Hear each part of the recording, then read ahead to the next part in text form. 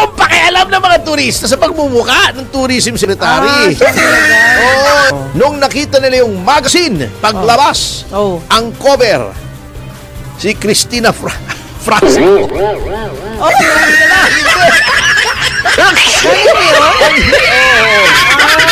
Nilagay yung mukha niya. Ano ba naman yan? Bakit ba ang hilig-hilig? Ilagay yung pagmumukha niyo! Ngayon, kung sinama mo pa, yung mukha ng nanay mo, si Gwen Garcia, patay na lalo tayo!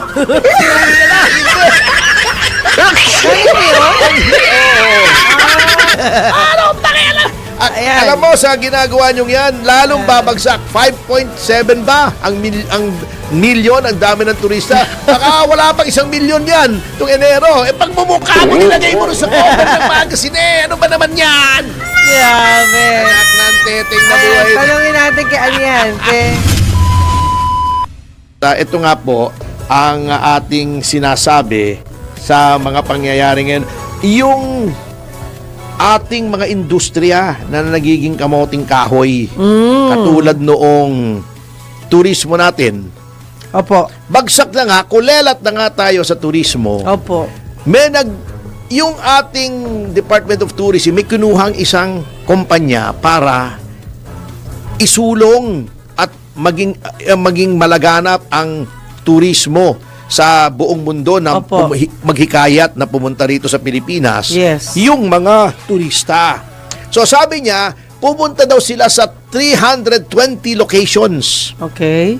Kasi maglalabas ng libreng magazine ay pamumudmod sa ibang bansa para mahikayat yung mga turista dito sa Pilipinas. So pumunta sila sa 320 locations. Dami nun. Yung iba-ibang mga lugar para ipakita yung beauty of the Philippines. Libo-libo daw na mga retrato at video ang kanilang kinuha para pang-cover sa magazine. Nung nakita nila yung magazine, paglabas, ang cover, si Cristina Franco. Yung Secretary of Tourism. Ba? Anong pakialam ng mga turista sa pagmumuka ng tourism secretary? Nilagay yung mukha niya. Ano ba naman yan? Promotion. Ngayon, kung ikaw ay kamuka ni Bea Alonzo, yan, di ba? O ni Cristina Gonzalez, di ba? Or sino pa ba? Si Gabby Garcia. O sino pa ba mga magaganda? Si Maris Racal. Baka pumunta pa rito. Grabe naman. O kaya si Juby pang kinover natin. Ay, baka pumunta naman. pa rito. Diba? O si Dennis Antenor na artistahin. Pero bakit mukha mo ang cover? Bago ang kanilang pangangatuwiran, libre naman kung libre, mukha mo pa rin. Sino naman, bakit mo pababayaran? Sino naman magbabayad para makakita ng mukha mo sa magazine? Grabe naman kayo. Pinaglolo ko mo kami. Libre nga Ang problema, libre na nga. Wala pang kumuha kasi mukha niya nilagay niya. Sa halip na ilagay niya doon sa cover yung Mayon o yung Chocolate Hills o yung Palawan. Baka nilagay sa loob, inside page. Kaya mukha turismo mukha. Hindi mo sabihin, magpunta ng turista rito, pupunta sa opisina mo, tititigan yung mukha mo. Anong pakialam naman ngayon sa pagmumukha mo? Ang bihira ka namang tao ka, Ngayon, kung sinama mo pa, yung mukha ng nanay mo, si Gwen Garcia, patay na lalo tayo!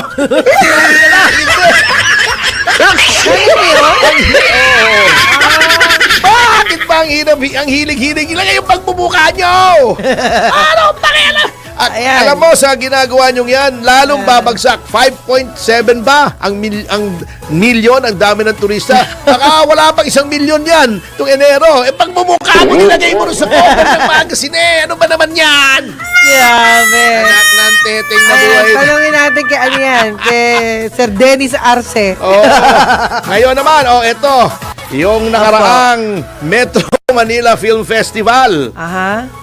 Ito nga ang sinasabi. At alam mo, natutuwa ako dito sa mga ibang mga tao na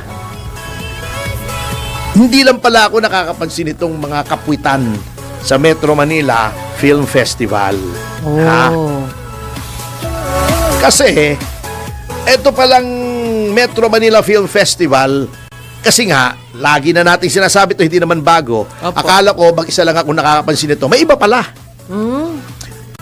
Na ang emphasis ng Metro Manila Film Festival ay kung sinong pinakamalaking kita, hindi kung sinong pinakamaganda. Ay, mali. Ngayon, ang lakas ng politika dyan.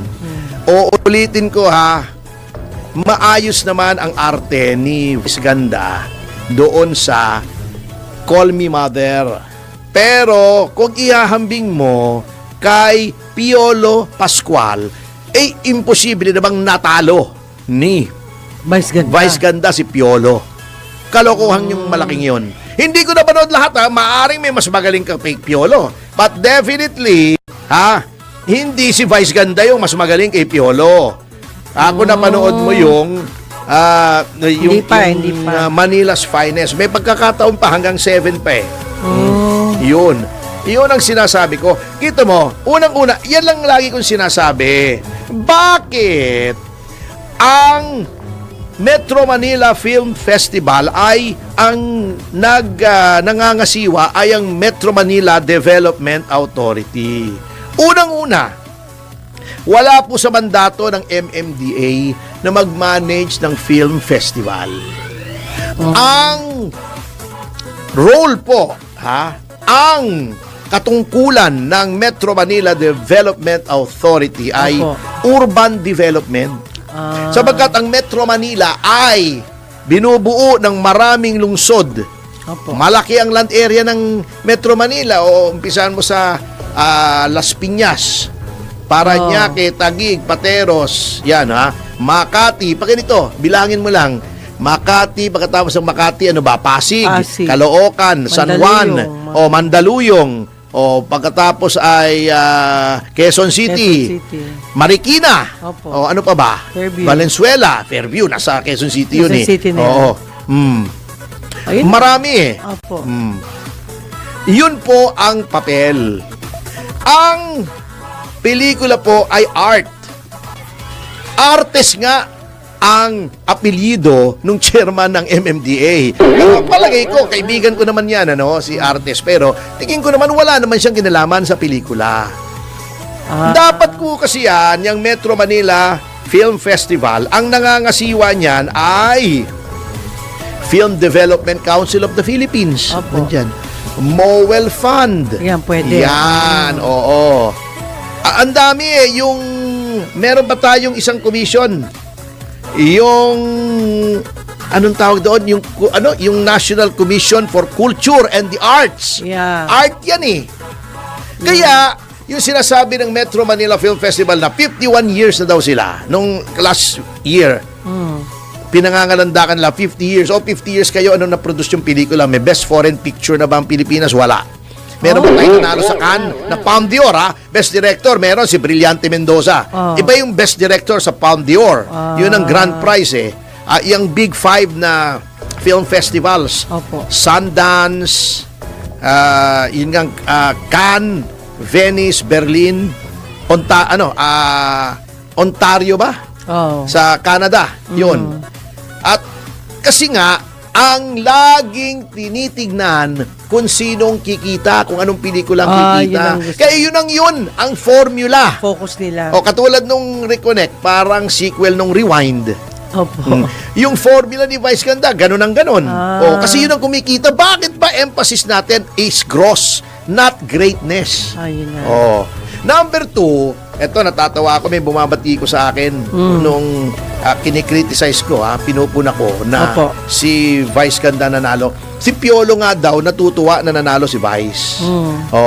Alam nyo, hindi siyempre magsasalita si Piolo because he's part and parcel of the industry. Nakikisama yan eh. Alam ka naman, batikusin niya si Vice. Di ba maninega siya? Kaming mga outsider, ako gumagawa ko ng pelikula pero hindi ko naman bread and butter yan, hobby lang. Mas malaya po kami magsalita kasi wala po kaming pakialam kay magalit sa amin yung mga ibang taga-industriya. Pwede namang hindi namin gawin eh. Although ginagawa pa rin namin. For the love of the art. So, wag niyong sasabihin niya na, siyempre, nakikisama yon. Alam niyo naman, showbiz po yan eh. Yun lang. I mean, yan ang, real talk, di ba? Anyway, pag